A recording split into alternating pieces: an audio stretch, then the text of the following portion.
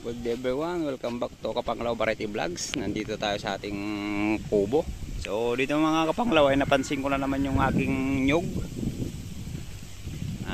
Hindi pa rin umaayos yung kanyang mga dahon.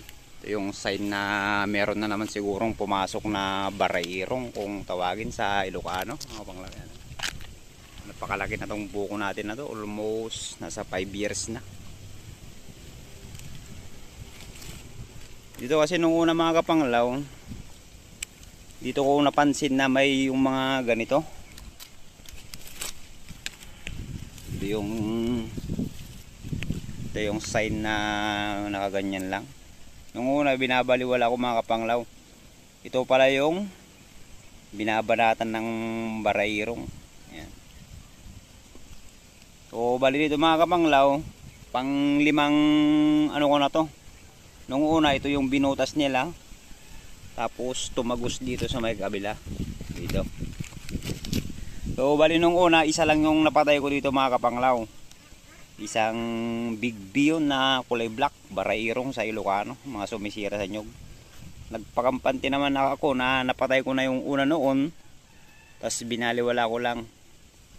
Tapos nung napansin ko na hindi pa rin gumaganda yung kanyang dahon, iniulit ko na sinilip dito naman mga kapanglaw. Binalikan ulit pala to ng barairong. So yung huling pagpatay ko nito, dalawang barairong yung pumasok dito. Yung isa sinundan yung unang butas, tapos yung isa sumalubong naman dito mga kapanglaw. Mabansin yan.